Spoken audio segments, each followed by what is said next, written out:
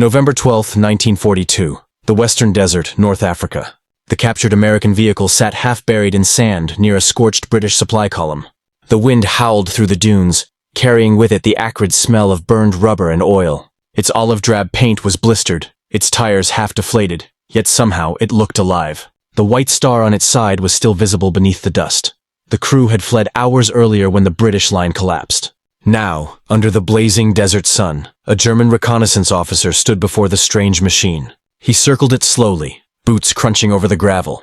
"Get our best mechanic," he ordered. "I want to know if we can use this thing." Minutes later, a squad of grease-stained Afrika Korps mechanics arrived. They expected another worthless Allied wreck, another clumsy, over-designed vehicle unfit for the harsh desert. But as they lifted the hood, silence fell. Then came a low whistle. The engine bay was pristine, not in appearance, but in layout. Every part was positioned with purpose. The spark plugs were easy to reach, the battery terminals clearly marked. There were color-coded wires, color-coded in a military vehicle. To German eyes accustomed to precision so delicate it often broke in the field. This was something else entirely. The chief mechanic, a man with 20 years of experience on panzers and half-tracks, leaned closer. "Look at this," he murmured. "You could fix this thing with a pocket knife." He tugged gently on a hose clamp, loosened a bolt with a standard wrench. Everything came free effortlessly. The men exchanged glances. "No special tools," one said. "No instruction manual," another added. The officer frowned. "So what are you saying?" The mechanic straightened, wiping oil from his hands.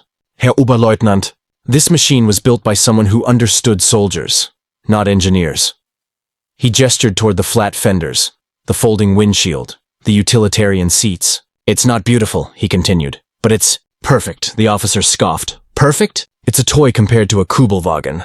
The mechanic only smiled. "Then let's see if this toy can run." He pulled the choke, turned the key, the starter whined once, twice, and the little four-cylinder engine sputtered to life. Smooth, confident. It didn't roar like a Panzer's engine. It purred. The mechanics stared as dust swirled around their boots. The Jeep idled patiently, ready to move at a moment's notice. The officer's expression shifted from skepticism to intrigue. "Drive it," he said.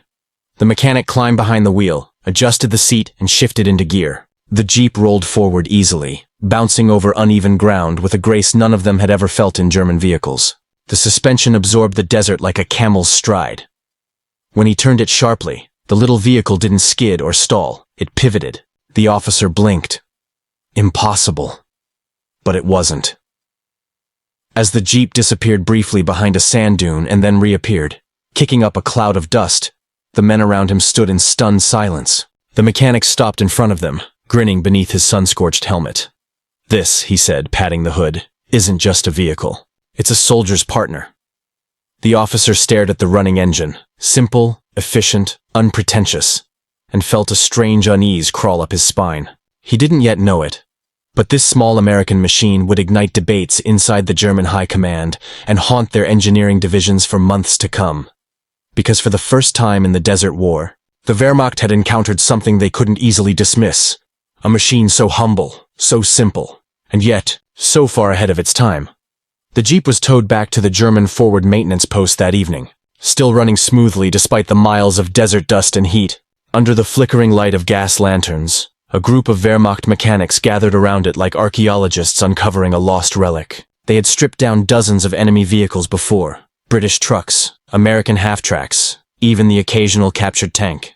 None of them had inspired this kind of quiet awe. The officer who'd ordered its recovery watched impatiently. "Well, take it apart. Let's see what makes this toy tick." Wrenches clanked. Bolts loosened without a fight. The German mechanics, men hardened by months of desert warfare, couldn't believe it. On their own Kubelwagens, bolts seized after a few weeks of sand exposure. Fuel lines cracked, seals leaked, clutches failed. But this Jeep? Every component came free as if it had been waiting to be understood. Within an hour, the little Willys MB lay open like a metal anatomy lesson. Engine on one tarp, transmission on another, chassis resting on wooden blocks. The chief mechanic crouched beside the engine block, his brow furrowed. No unnecessary parts, no excess weight. Everything here does exactly what it must, and nothing more. He ran his hand along the crankshaft. "Do you see this machining? It's rougher than ours, but it's honest metal. Not delicate. This could run for weeks without lubrication." Another mechanic tapped the differential housing and smiled. "Cast steel, not aluminum." Heavier, but if it breaks, you could weld it right here in the desert. The officer leaned closer. You sound impressed. The mechanic didn't look up. I am. Nearby, a younger soldier examined the wiring harness. Everything's labeled. Look, fuel pump, ignition coil, distributor. Even a child could fix this. The older man chuckled softly. That's the point. The Americans don't design for pride. They design for war. The officer frowned, defensive. Our vehicles are engineered for precision. For excellence. The mechanic looked up, wiping sweat from his neck. And how many times have we lost tanks because a single bearing failed, or a filter clogged? He gestured toward the Jeep's exposed parts. They don't have that problem. This thing is made to keep moving. Silence filled the tent. The only sound was the whisper of desert wind brushing through the canvas flaps. Finally, the officer sighed. Put it back together. I want to see if it still runs. It did. Perfectly. By morning, they'd rebuilt the Jeep completely. The mechanics had worked all night, not out of orders, but out of fascination. One man even took notes, sketches of the axle assembly, diagrams of the clutch system, measurements of the springs.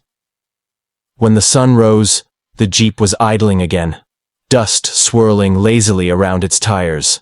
The officer climbed in this time, skeptical but curious. The mechanic stood beside him, grinning. Be careful, Herr Oberleutnant, she's quick. He pressed the accelerator. The Jeep jumped forward with surprising power, bounding over ruts and sand patches like a wild animal. The ride was bumpy, yes, but it was predictable. It didn't stall, didn't shudder. When he hit the brakes, it stopped cleanly, straight as an arrow. The officer laughed despite himself, a short, shocked laugh. It feels alive, the mechanic nodded. That's what makes it dangerous. By the end of the day, word had spread through the battalion. The Americans had built a miracle machine. Soldiers gathered around the Jeep, touching it, examining it, whispering among themselves. Some said it could run on anything. Others claimed it could be dropped from a plane and still drive away. The Germans didn't know yet how much truth lay in those rumors. But one thing was certain. In the desert where German engines choked and cracked under the strain, this little machine refused to die. It was small, ugly, unrefined, and utterly unstoppable. By the third day, the captured Jeep had become a curiosity that drew attention from every nearby German unit. Officers, engineers, and mechanics from neighboring outposts came to see the American toy that supposedly defied desert death. The Afrika Korps had seen their own vehicles crumble under the sand and heat, transmissions that jammed, fuel pumps that boiled, filters that clogged in hours. Yet this squat, unimpressive box on four wheels ran like it had been born in the desert itself. Oberleutnant Kruger, the same officer who had first ordered the Jeep's inspection, decided to test it himself. If it's truly as good as you say, he told the mechanics, then it should survive what our Kübelwagens cannot. At dawn, they set off. The desert stretched endlessly, shimmering in the heat. Kruger gripped the Jeep's simple, thin steering wheel, expecting the usual mechanical groans. But there were none. The engine hummed steadily, its exhaust a low, confident growl. The sand crunched beneath the tires. Tires that, despite being narrower than the German standard, bit into the terrain with surprising grip. Behind them followed two Kübelwagens, serving as comparison vehicles. Within an hour, the difference was obvious. The first German car lagged behind, wheels spinning helplessly on a slope of soft sand. The second overheated as the driver gunned the engine, smoke hissing through the vents. But the Jeep? It climbed steadily, bouncing but never faltering. When Kruger reached the top of a dune, he cut the engine and stared back. The Kübelwagens were dots now, half buried in dust. He muttered to himself, half in disbelief. It just keeps going. The chief mechanic laughed beside him. No fancy gears, no fragile suspension. Just strength where it matters. They pushed the Jeep further, through rock, through brush, through deep sand where even tracked vehicles sometimes sank. It never once stalled, and when Kruger stopped to check the temperature gauge, he nearly fell silent. The reading was steady. No overheating, no loss of oil pressure. When they reached camp hours later, a small crowd had gathered, expecting to see the Jeep broken or burned out. Instead, it rolled in coated in dust but very much alive. The mechanics jumped out, grinning like proud parents. Kruger climbed out and kicked the tire lightly. We Germans engineer machines to perfection, he said to the onlookers, and yet this thing, built like a farm tractor, outlasts them all. The others laughed uneasily. One of the engineers, a young man from Munich, asked, "Is it because it's American?" The chief mechanic shook his head. "No, it's because it's simple. Anyone could fix it. Anyone could drive it. That's its genius." That night, the Jeep sat under the stars beside a row of silent German vehicles undergoing repair. Mechanics sat around it like a campfire, trading stories. One man recounted how his Kübelwagen's engine had seized just 2 days after arrival. Another spoke of sand clogging the air filter on his Panzer's auxiliary engine. The Jeep, by contrast, seemed to mock them all, an American invention running flawlessly in the heart of Rommel's desert.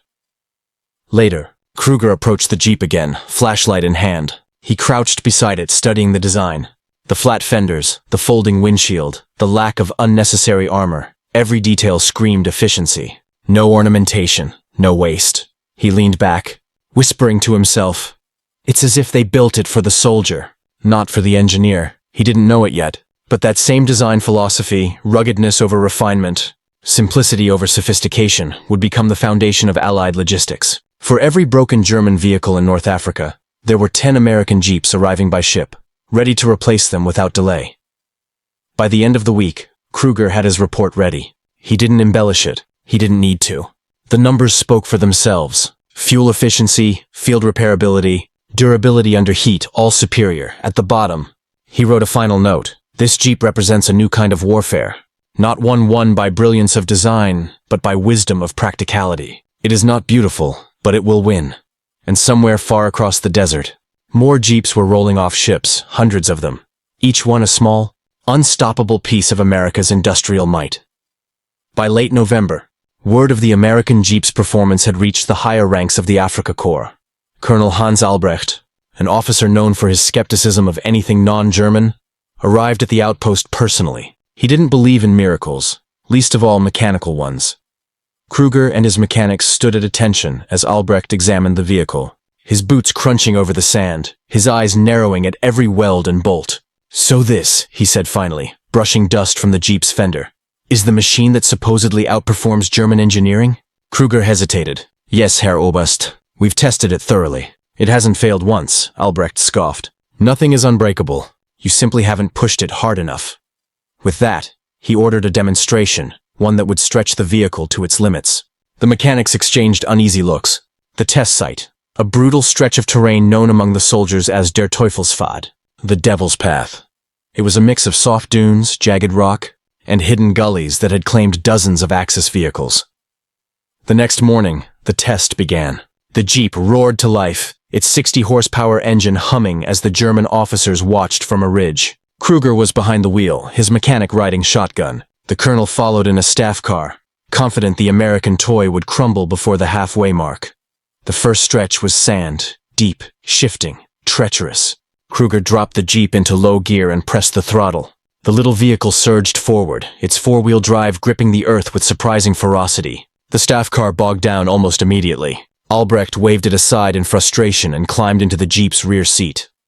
"Continue," he ordered. As they climbed a dune, rocks began to hammer the undercarriage.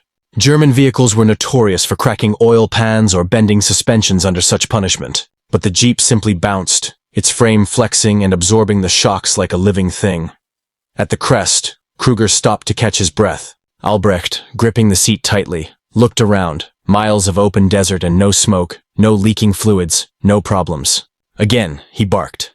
They descended into a gully, where the terrain turned to mud and rock. Kruger smiled slightly. "This will finish it," Albrecht muttered, but it didn't. The Jeep crawled through the muck, its tires flinging clods of sand and mud, the exhaust hissing in rhythm with its heartbeat-like engine. An hour later, they returned to camp. The Jeep idled, engine still steady, while Albrecht stepped out, his immaculate uniform now streaked with dust. He didn't speak for several seconds. Then, almost grudgingly, he said, "It is impressive." Kruger nodded. "It's not about power, Herr Oberst. It's about endurance," Albrecht frowned. "Perhaps that's what makes it dangerous." That evening, he sat in the command tent, dictating a report to Berlin. His words were cautious but clear. The American light transport vehicle designated Jeep demonstrates superior durability under field conditions. Its mechanical simplicity allows for rapid repair with minimal training. Recommend immediate technical evaluation for design study. The report was forwarded to the German Army's technical department in Stuttgart, where engineers awaited samples of captured enemy vehicles. Within weeks, orders were issued to transport the Jeep to Germany for full disassembly and analysis. But before the transfer could occur, Albrecht made one last request. He wanted to take the vehicle on a supply run, over 100 kilometers across rough terrain. It wasn't a test this time. It was a mission. Supplies had to reach a stranded platoon near Matru. 3 German trucks and 1 jeep set out. Only the jeep made it. When the others limped back days later, engines broken and suspensions shattered, they found the jeep parked neatly by the fuel depot, a dust-coated symbol of quiet defiance. Albrecht stepped out, his voice hoarse but proud. "Tell Berlin," he said. "The Americans have built a weapon that doesn't shoot, but still wins battles." That night, the captured jeep was loaded onto a transport plane bound for Europe. Its next destination, the laboratories of Stuttgart, where some of the finest minds in German engineering would soon gather around it, ready to uncover its secrets and face the uncomfortable truth of what they'd find. January 1943, Stuttgart, Germany. Inside the dimly lit halls of the Heereswaffenamt, the Army Ordnance Office, a small group of engineers gathered around an object that seemed far too ordinary to deserve such attention.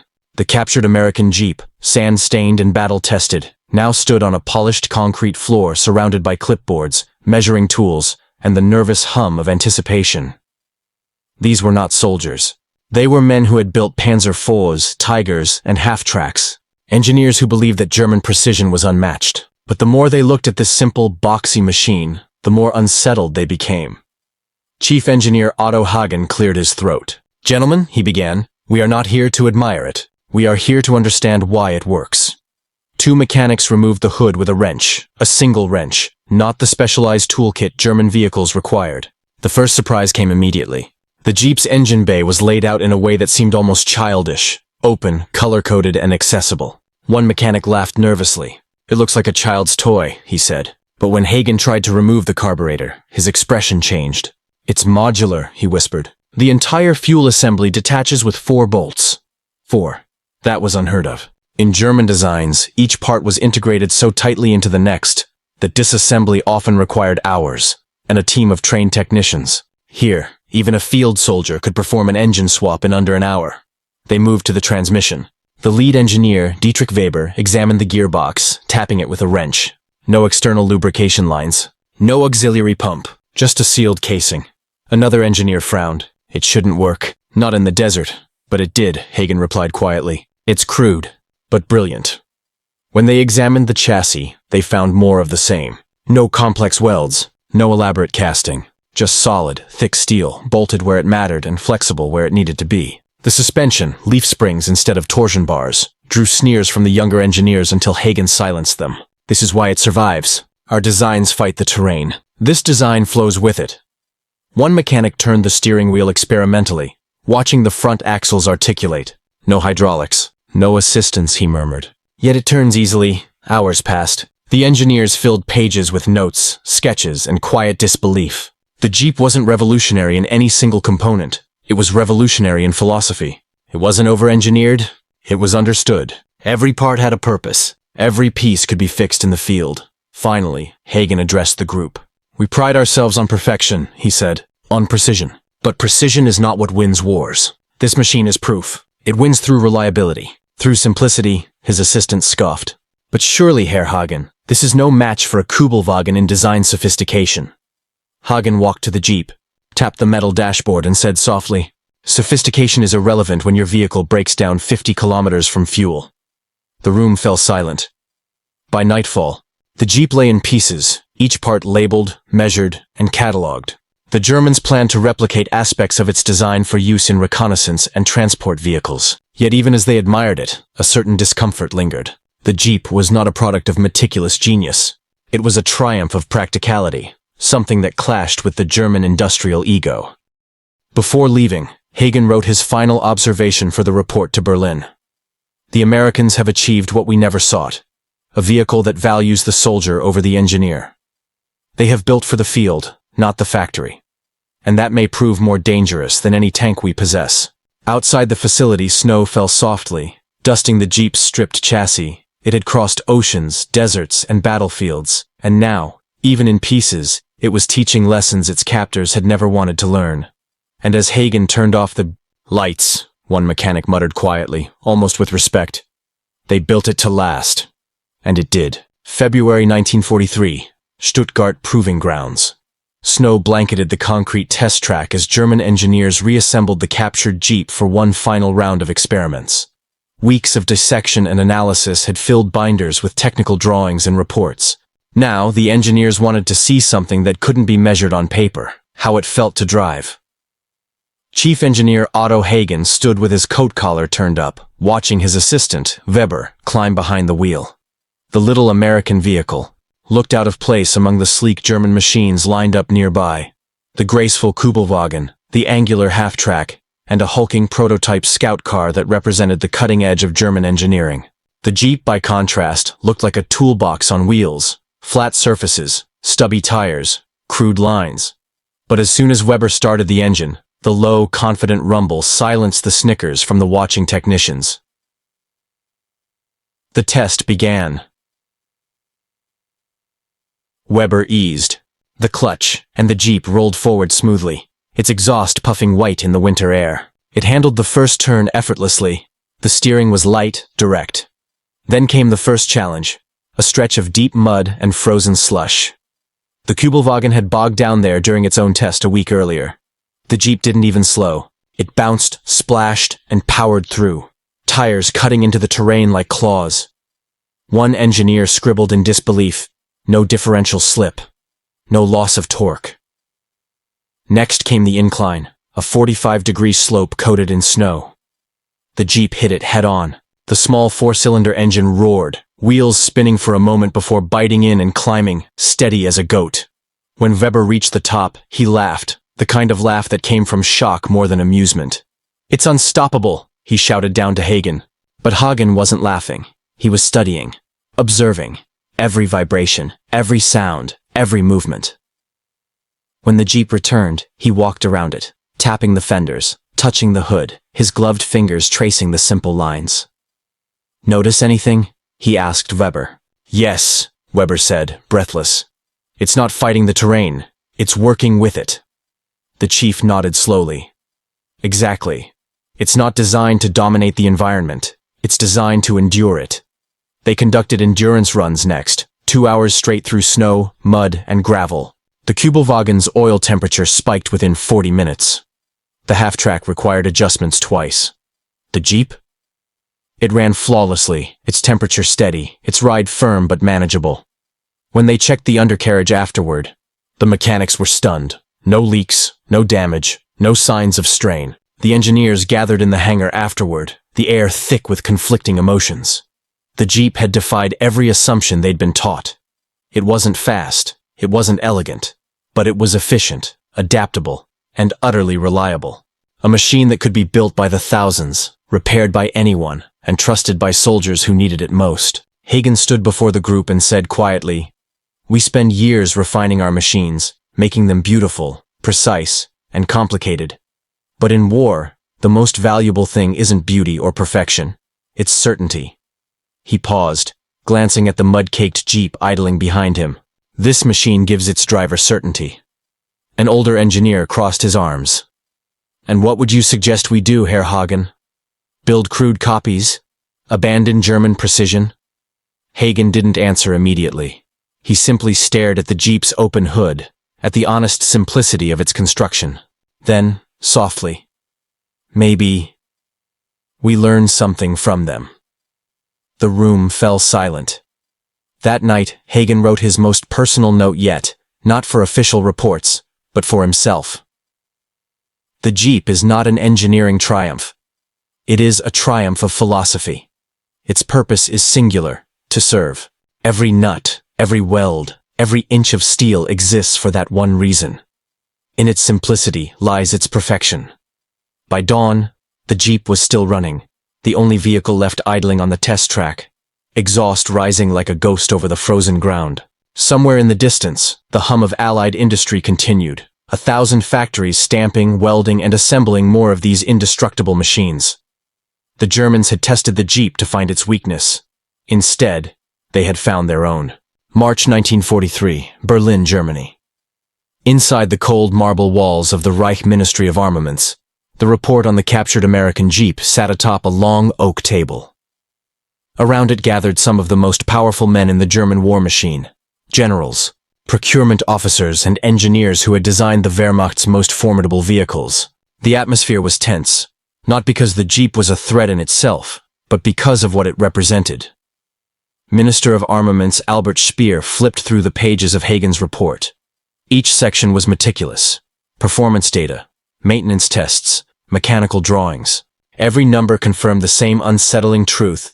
This cheap, rugged machine was outperforming Germany's best field transports under real combat conditions. So, Speer began, setting the report down. The Americans build a toy car, and suddenly my engineers are in awe of it? No one laughed. Hagen, summoned from Stuttgart to present his findings, stood rigidly before the table. Herr Minister, he began carefully, it is not a toy. It is the most reliable light vehicle we have encountered. Its simplicity is its genius. General Jodl, sitting across from him, frowned. Are you suggesting we copy it? I am suggesting, Hagen said, that we learn from it. A murmur rippled through the room. Another engineer, von Westrom, scoffed. Learn from peasant machinery? Our vehicles are built with precision, German craftsmanship, not this agricultural construction. Hagen didn't flinch. And yet, General, their agricultural construction has won them mobility across terrain where our units struggle. This machine can be built faster, maintained easier, and survive longer than any Kubelwagen under similar conditions. Speer leaned back in his chair, eyes narrowing. Faster and cheaper. 2 words I rarely hear from our design bureaus. He motioned for one of his aides. How long does it take to build a Kubelwagen? 42 man-hours, Herr Minister, the aide replied. And the Jeep? Hagen hesitated. Roughly half that, sir. The silence that followed was heavy. Jodl slammed his fist lightly on the table. Then why don't we produce our own version? We have the plans, the knowledge. Because, Hagen interrupted before he could stop himself. Our factories aren't built for simplicity. They're built for precision. The Americans designed for quantity, not perfection. And in this war, quantity is perfection. Speer studied him, intrigued. You speak as though you admire them. I admire results, Hagen replied quietly. For a moment, Speer said nothing. Then he rose and walked toward the Jeep's transmission assembly displayed in the room. He turned it over in his hands, the metal cold and crude, but functional. They built this with farmers and housewives, he muttered. No master machinists.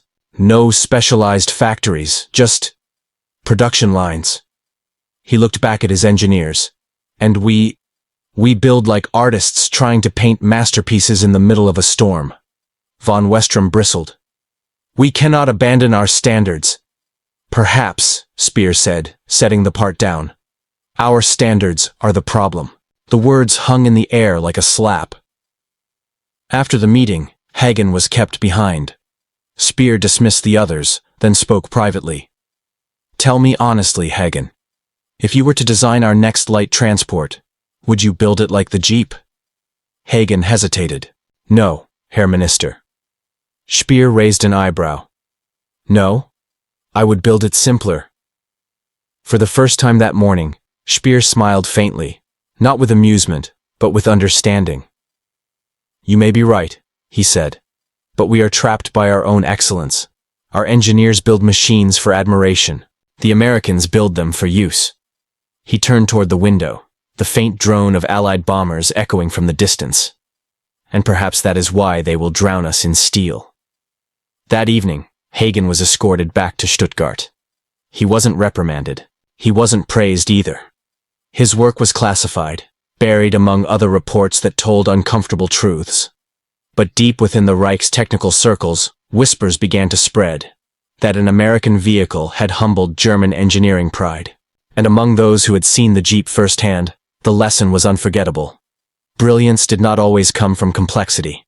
Sometimes, it came from restraint. As one engineer wrote later in his diary, we could build 10 perfect machines, or they could build 100 good ones. In this war, good enough wins. April 1943, Stuttgart, Germany. Deep inside the Daimler-Benz proving grounds, a strange sight rolled out from behind the factory hangars. At first glance, it looked like a Kubelwagen, boxy, open-topped, utilitarian. But the men watching from the platform knew what it really was. It was an experiment born from humiliation, an attempt to replicate the American Jeep. The engineers called it Project 325. The goal was simple: build a German field vehicle that matched the Jeep's reliability, ease of maintenance, and adaptability. Yet as the first prototype sputtered forward, reality came crashing in.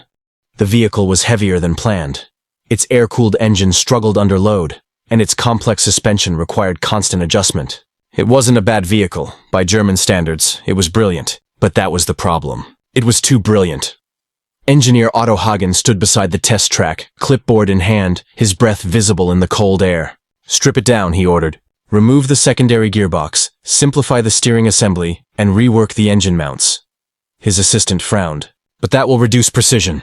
"Good," Hagen replied. "That's the point." The men obeyed, but their faces betrayed disbelief. To them, simplification felt like sabotage. Years of engineering pride rebelled against the very notion. The German ethos was perfection through complexity. But perfection had a cost: time, material, and manpower. All things Germany was rapidly running out of. A week later, they tried again. The second prototype was rougher, stripped of unnecessary refinement. It ran smoother, lighter, faster, yet still, it couldn't match the Jeep. The secret wasn't just in design, it was in philosophy. The Jeep wasn't built to impress, it was built to endure. Meanwhile, in North Africa, captured Jeeps continued to astonish German mechanics. They ran on low-octane fuel, started easily in both heat and cold, and could be fixed with minimal tools. Reports kept arriving. American vehicle performs beyond expectation. No failure after 2,000 kilometers. Field maintenance exemplary. Those reports landed on desks in Berlin, but the will to change had already evaporated. The bureaucracy was too rigid, the pride too deep. By summer, Project 325 was quietly discontinued. The prototype was shipped to Kummersdorf for testing and then forgotten in a warehouse. Its final report ended with a single line that summarized the entire effort. "Design simplicity is incompatible with German production doctrine." Hagen read that sentence over and over in disbelief. He had seen the Jeep work miracles on sand and mud, its engine coughing through gunfire and grit. A machine built by ordinary people for extraordinary war.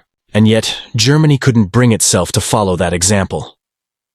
One evening, long after the factory had gone quiet, Hagen sat by the prototype.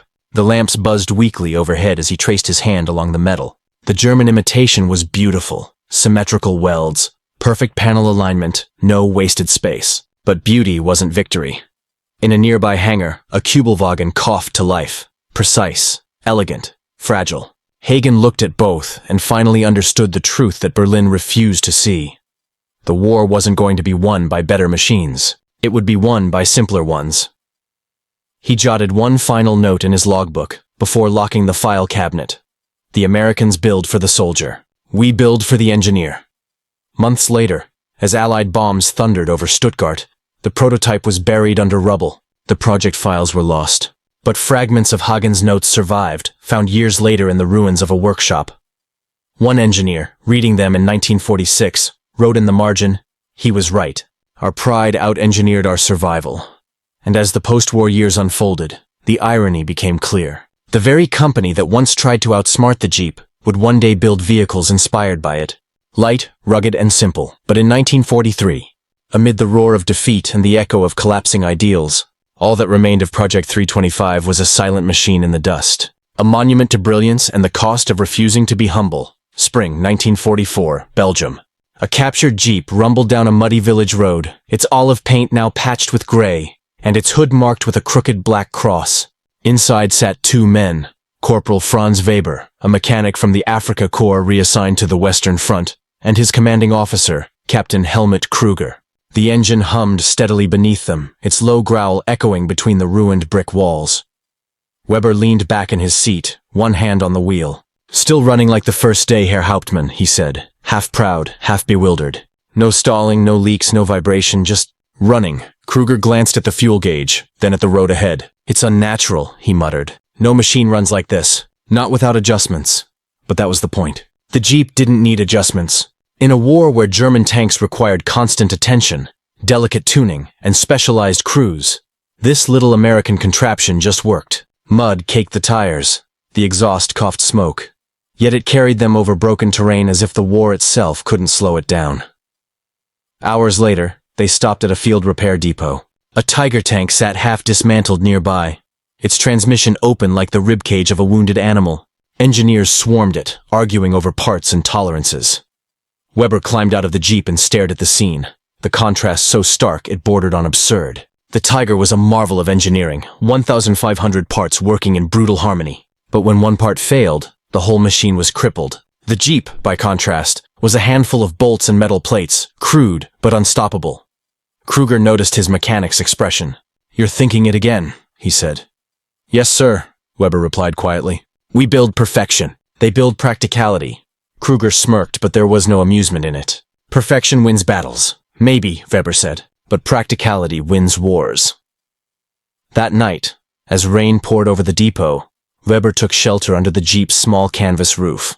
Lightning flashed across the fields, illuminating rows of silent, broken German vehicles, half of them waiting for parts that would never come. And yet, in that storm, the Jeep started instantly when he turned the key. It was as if it refused to die. Weeks later, as Allied forces pushed inland after D-Day, Weber's unit retreated eastward. The Jeep, now their only reliable transport, carried wounded men, ammunition, food, even messages between outposts. It became their lifeline, a machine they had once mocked but now depended on. One evening, during a lull in the fighting, Weber removed the Jeep's hood to clean the engine. Inside, he found a small stamped plate he hadn't noticed before. Willys Overland Motors, Toledo, Ohio, USA. Below it, faintly scratched by hand, were 4 letters, RH-42A mechanic's initials most likely. Someone who'd built this Jeep in a factory thousands of miles away. An ordinary American worker who would never know that his creation was now saving the lives of his enemies. Weber stared at those initials for a long time. "RH," he murmured. "You built something the world will remember." By 1945, when the war finally collapsed around them, Weber's Jeep, the same captured vehicle from North Africa, was still running. Its paint was stripped by sand and time, its tires worn bald, but the engine still turned over with a familiar growl. As Germany surrendered, Weber watched American Jeeps roll through the streets of ruined cities. Dozens, hundreds of them, swarming like ants across the broken landscape. Every soldier seemed to have one. They carried radios, wounded men, generals, supplies, even refugees. In that moment, Weber understood. The Jeep wasn't just a vehicle. It was a symbol of adaptability, simplicity, and the unshakable truth that ingenuity didn't always come from genius. Sometimes it came from necessity. He looked at the little machine one last time before handing it over to an Allied officer who smiled and drove away. Weber whispered, "Take good care of her. She's the best we never built." The Jeep's taillights disappeared into the dawn, the last echo of a lesson that the Reich had learned too late. Victory favors not the perfect, but the practical. May 1945. The war in Europe was over. The ruins of Berlin still smoldered, the skies silent for the first time in years. Amid the wreckage, a small convoy of Allied Jeeps rolled through the city streets, dust-covered, dented, but alive. Among them, one stood out. A captured Jeep with faint traces of a black German cross still visible beneath the flaking olive paint. Inside sat a British officer, clipboard in hand, inspecting surrendered vehicles. "This one's seen every corner of the war," his sergeant remarked, running a hand along the dented fender. "Africa, Italy, France, maybe even the Bulge." The engine still started on the first turn. The gears shifted without hesitation. Even now, with its tires worn to the cords and body rusted from sea air, the machine refused to die. In a nearby POW camp, former mechanic Franz Weber heard the familiar sound of that Jeep's engine as it passed the fence. He smiled faintly. "Still running," he whispered. "Of course it is." Decades later, long after uniforms had turned to dust and flags to history, a Jeep sat in a small museum in Koblenz, Germany. A faded sign read, "Captured 1942, used by Wehrmacht. Until 1945, fully operational." Visitors walked past without realizing that this simple vehicle had once humbled the engineers of an empire. It had survived deserts, mud, snow, and war itself, not because it was perfect, but because it was simple enough to endure. In the end, the Jeep outlasted everything, its enemies, its creators, even the world that built it, and somewhere, in that quiet museum, if you listen closely, you can almost hear it still, the heartbeat of a machine that refused to quit.